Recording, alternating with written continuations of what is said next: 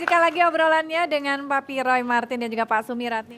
Kalau melihat pengalaman hidupnya Pak Piroy nih, pernah jadi pengguna, kemudian berhenti gitu kan. Sering gak sih juga menjadi narasumber untuk menjadi motivator bagi mereka pengguna ataupun bagi mereka yang belum menggunakan? Ya, saya terima kasih setiap saya berusaha selalu datang, saya selalu bersyukur kalau saya diundang dalam lingkungan apakah kampus, apakah para remaja supaya bisa membagikan cerita saya jangan sampai yang belum pernah menggunakan.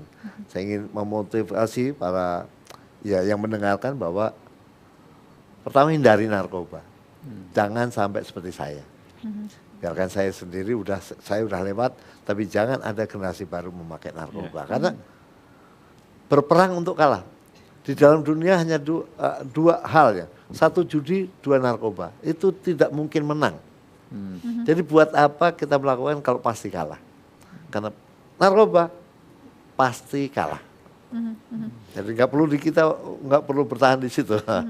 Kalau ada dua audiens ya, pendengar yang misalnya dari kalangan remaja yang belum menggunakan ataupun mereka yang belum menggunakan dengan yang sudah menggunakan, yang paling sulit memberikan motivasi ini kepada yang mana? Yang sudah menggunakan. Yang sudah menggunakan. Iya, kan? Apa bedanya Pak Piroy? Yang menggunakan kan sebenarnya sadar. Orang pengguna ini sadar, tahu akibatnya, tahu. Seluruh pengguna tahu akibatnya. Dan tahu kalau itu salah. Tahu itu salah, tahu dan mau berhenti. Bukan tidak mau berhenti. Tapi sangat sulit untuk menemukan cara berhenti. Karena badannya nagih. Otak kita, pikiran kita seluruhnya dikendalikan oleh barang itu. Jadi hanya fokus ke barang itu, bagaimana mendapatkan, nggak peduli, mau dihukum mati, nggak peduli.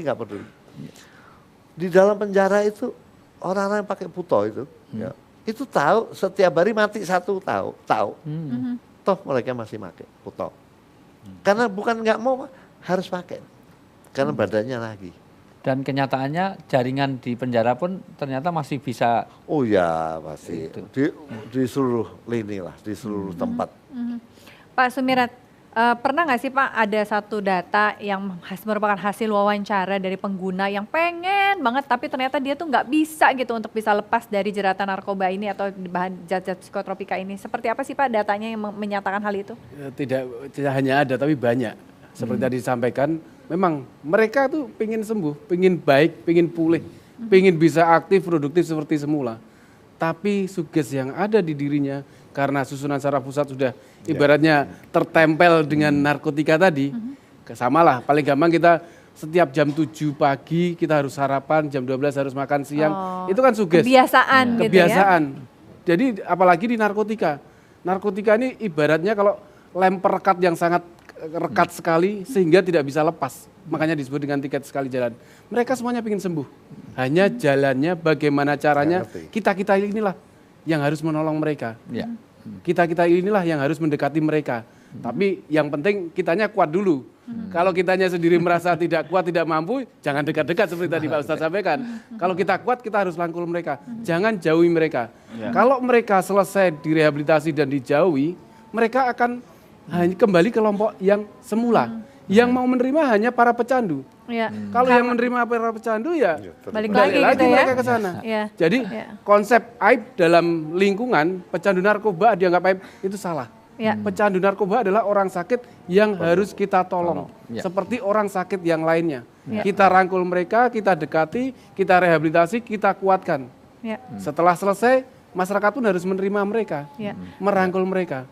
Ingat dulu saya di pesantren diajari begini, orang itu kalau sudah terjatuh itu bitadrid dengan bertahap step by step kata New Kid on the Block.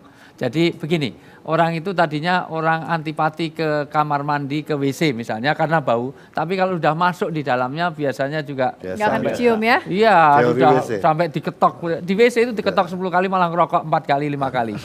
Jadi sama dengan kita, maka buatlah pergaulan yang baik, jangan pernah mencoba. Jadi say no to drug itu artinya jangan pernah, wah nyoba nanti kalau nggak seneng baru balik. Insya Allah kalau udah masuk baliknya susah tadi. Jadi karena ada the point of no return. Ada satu titik balik di mana susah untuk kembali tadi. Makanya jangan pernah mencoba, karena kebaikan dan kejelekan itu bertahap dan itu semuanya saling punya pengaruh dan sinergis dan bernyandu tadi. Jadi adiktif sekali. Maka mudah-mudahan tentu tayangan ini memberikan penyadaran yang baik lah untuk itu. Baik, Amin. terima kasih Uwi, Ya. Pak Roy Terima Martin, terima kasih Pak kasih. Sumirat, terima kasih. Terima Dan kasih. tentu saja hadirin, semoga apa yang kami sampaikan hari ini bisa menjadi inspirasi bagi kehidupan Anda dan kita katakan say no to drugs bersama-sama. Dan tentu saja ini tidak hanya sebuah tagline tapi juga kita lakukan dalam perilaku kita sehari-hari. Sampai jumpa di Cerita Hati, karena setiap cerita berkesan di hati hanya di Kompas TV setiap hari Senin sampai Jumat pukul 10 pagi. Assalamualaikum warahmatullahi wabarakatuh. Sampai jumpa. Mencintai kamu bikin dompet gua kebobolan, jadi nggak keurus, sibuk ngelayanin kamu. Mencintai kamu bikin hidup gue nggak karuan, badan jadi kurus, sibuk ngelayanin kamu.